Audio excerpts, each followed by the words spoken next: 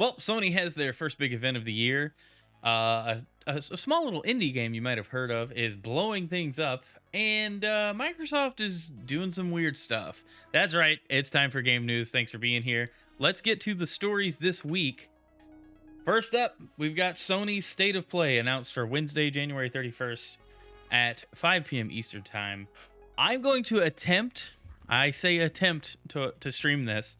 Their announcement says YouTube, Twitch, or TikTok, Wednesday, 2 p.m. Pacific, for 40 minutes, covering 15 plus games, including extended looks at Stellar Blade, Rise of the Ronin, and more from developers around the world, which is great. Like, this is good. We need to know what Sony's up to for the rest of the year. I'm very much looking forward to it.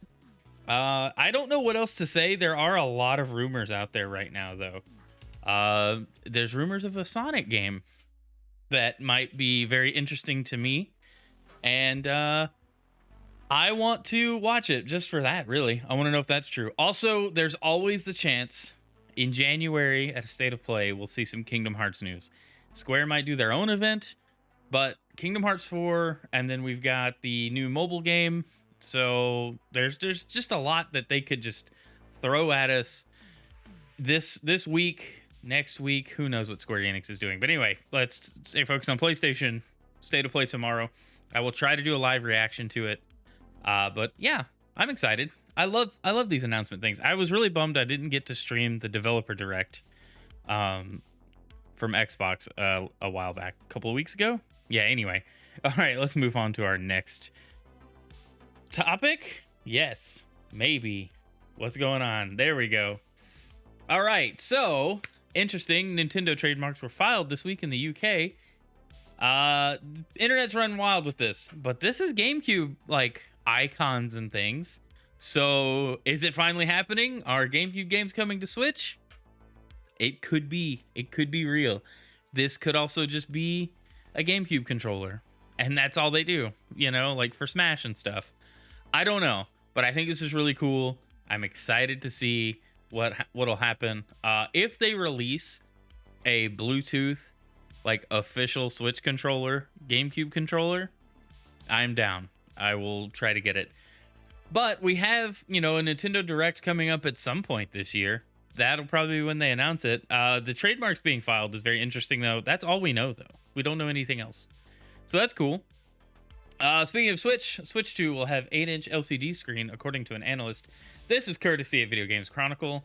The successor to the Nintendo Switch will have an 8-inch LCD screen, and it will be released this year, it's claimed. So, just more Switch rumors abound.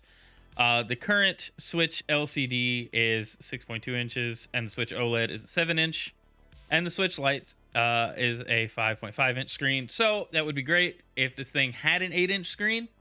But if it's not OLED, it's a weird proposition. Do you wait for the inevitable OLED model, or a pro upgrade, semi upgrade model? What are they doing? I'd rather them take a 2 SKU approach and have, like, the Switch and then the Switch but better, and then that be what they do, you know, with the OLED and maybe, you know, more premium Joy-Cons. I don't know what their plans are, but this is just rumors, Bloomberg analysts and stuff. I'm interested in when Nintendo plans on announcing this more than I am the actual specs, because we all expect it to be better. But an 8-inch screen would actually go a long way to making me more comfortable in handheld mode. So make of that what you will.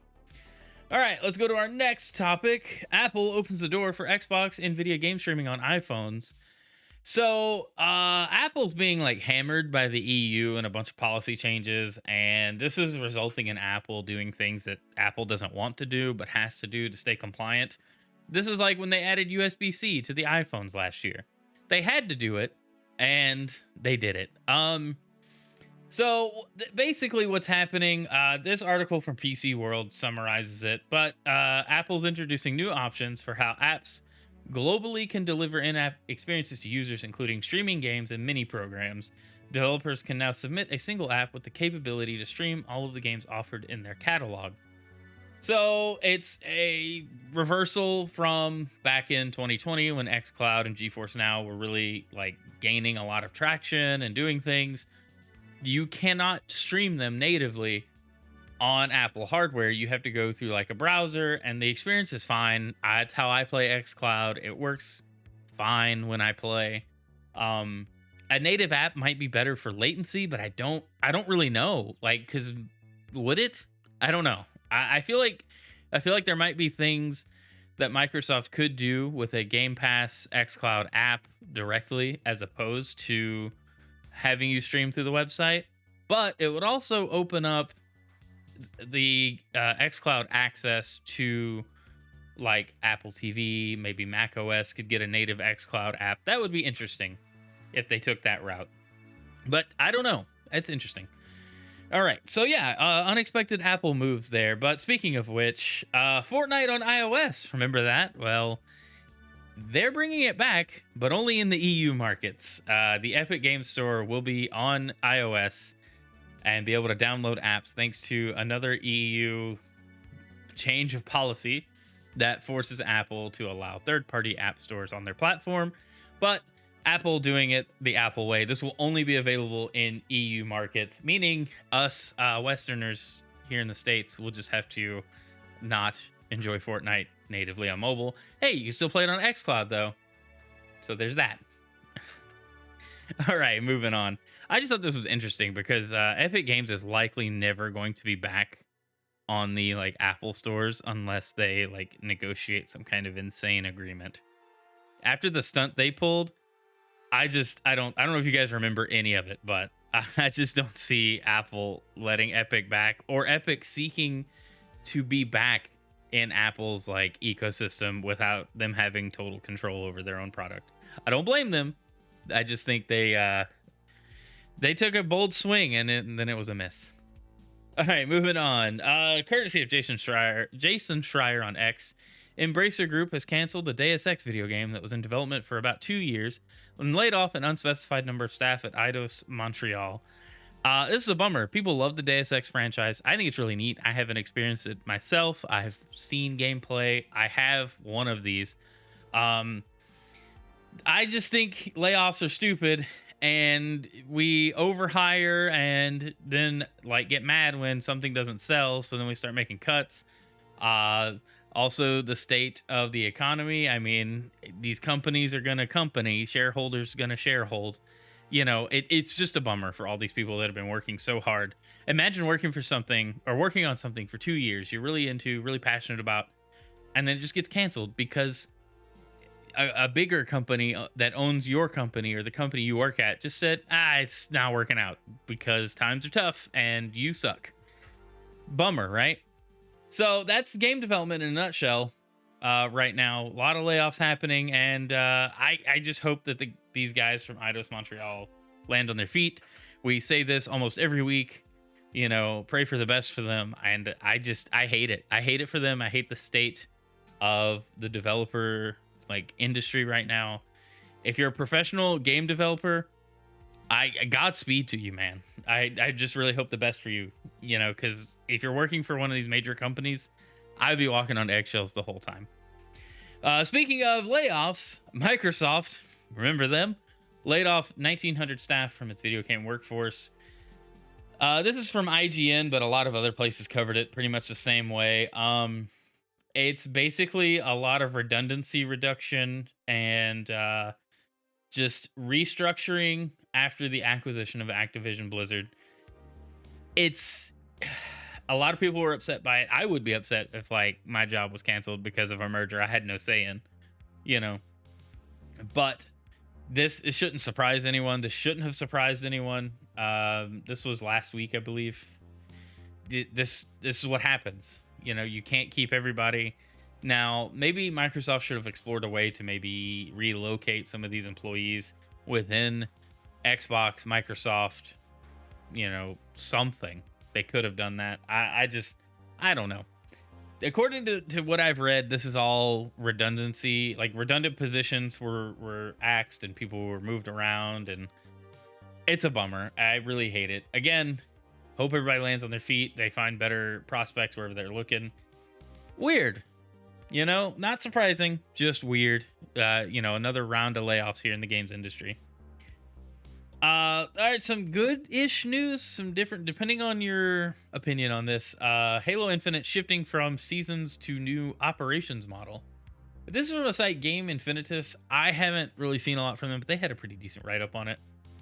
They did 343. Sorry, 343 did a community day where they play with like people on stream, talk about upcoming stuff to Halo Infinite. And the first one of this year was a couple of weeks ago, and they showed off new maps, not the new season of Infinite, but the new operation, which is a Halo Wars themed one, which looks really cool. They showed off a lot of new customization, but they also talked about moving away from the seasonal structure and into what they call operations, which are basically like shorter seasons. I think it makes sense for Halo. It kind of differentiates them because the battle passes don't expire anyway. This will be the same with operations. I just think it'll be more obtainable within their space. There's a bunch of other stuff going on here. What you need to know from the shift is that it'll be like 6-week operations, battle passes, the 20 free tiers with some like premium stuff thrown in if you pay for it. Seems pretty neat.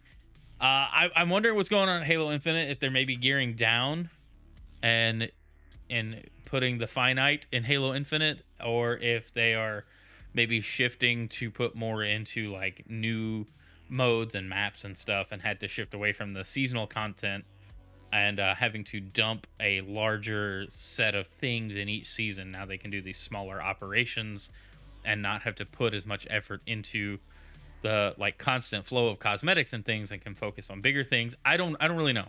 I don't know what the speculation is, but maybe the writing's on the wall and we're moving on to the next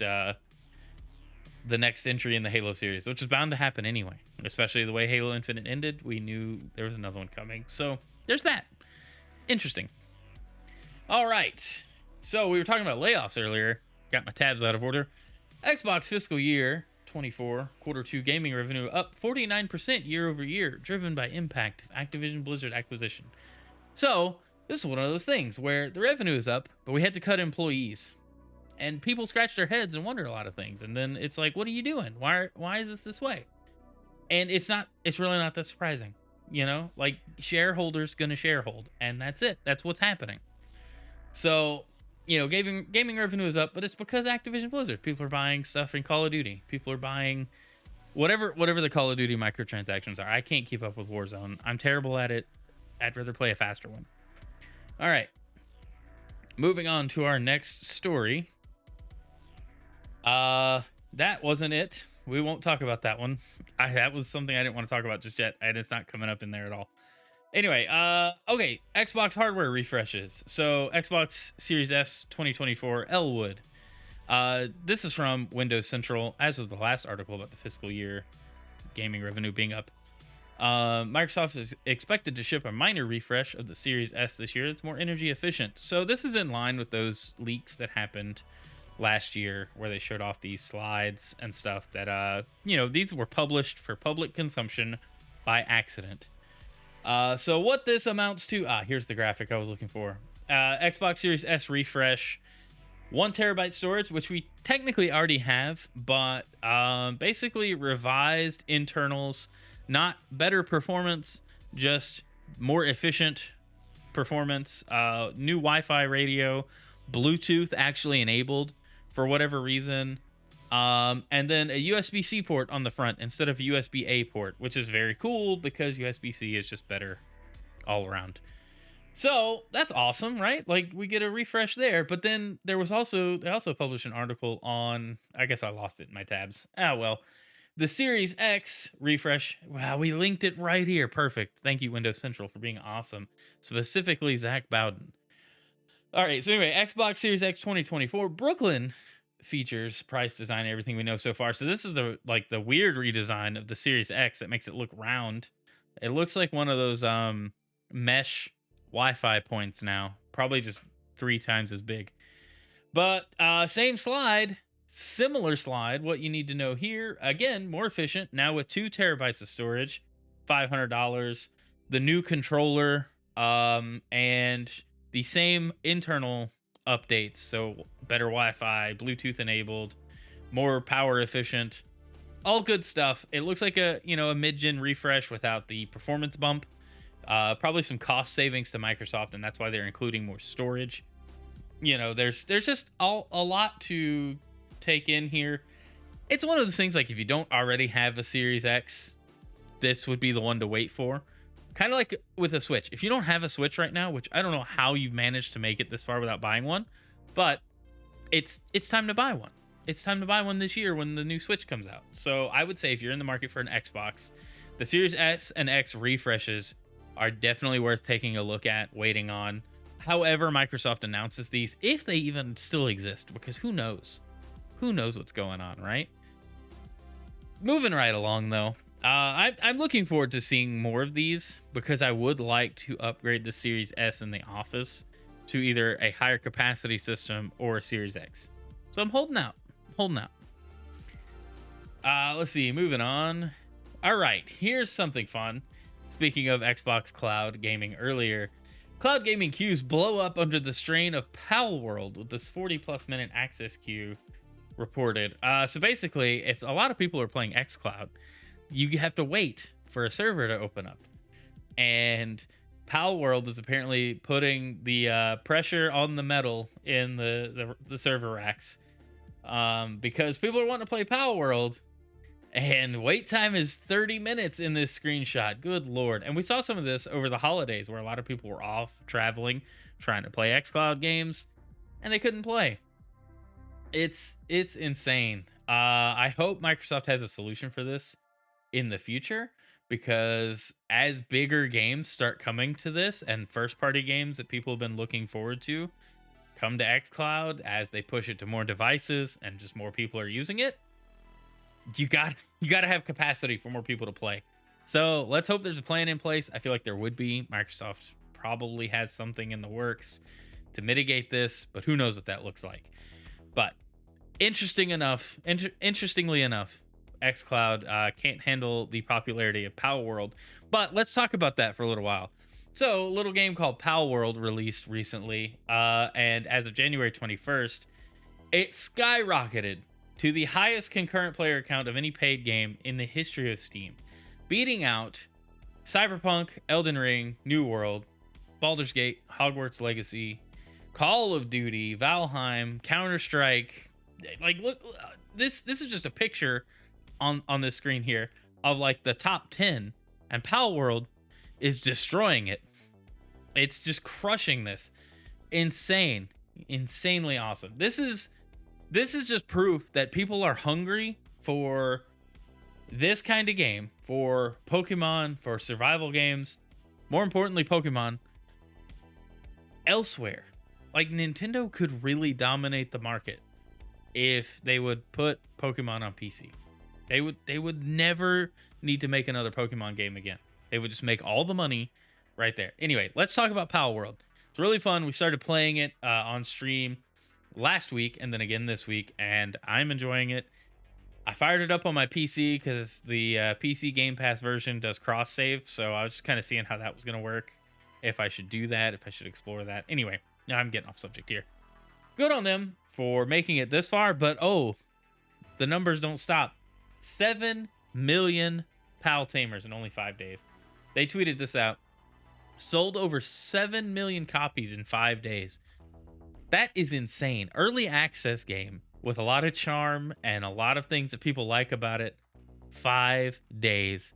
I love it. I love seeing this. It is so cool. It is perfect to see just this level of support and really show the Pokemon Company and Nintendo what we really want. We want quality. We want good graphics. We want new features and things that we can't do in Pokemon. Not to mention, the game is really fun and silly and doesn't take itself too seriously. And that makes it go even further for me. I'm loving it. I really am enjoying it. I want to play it more. So good on Palworld. Last bit of news. Final thing. Palworld Roadmap. I was looking for this, and I'm glad I found it. I wanted to just put it in the game news. You guys have probably already seen this because I'm like 2 weeks late on game news stuff. But coming to the game's early access release, a lot of fixes to pathing and keybinds and things like that. Steam and Xbox crossplay. This would be great. Xbox feature improvements. Right now, the Xbox version is several versions behind the Steam version. It's just the way the update system works on the Microsoft side. The patches have to get approved and everything. There's like a long process for them to do that. So, just this roadmap has me so hyped for the game. I'm excited to see what's next. And, I'm just really pumped for this game. It is so fun. It almost makes me bummed out that we're playing more Pokemon Violet tonight because it's not Palworld. But I also really want to finish the Pokemon DLC. So there's that. But anyway, that does it for the game news this week. I didn't talk a whole lot about that graphic because I feel like you could read it and we could discuss in the comments. You guys let me know about anything you think about any of the stories we covered. Are you enjoying Palworld? Are you going to get a new Xbox? Do you think the Switch will come out this year? Let me know down in the comments if you're watching on YouTube. If you're watching on Twitch, we're about to play some Pokemon Violet. I hope you stick around for that. We'll kick up the YouTube side of the stream there as well. Thanks for being here. Don't forget to like and subscribe. Help the channel grow. And if you're watching on YouTube, I'll see you soon. Bye.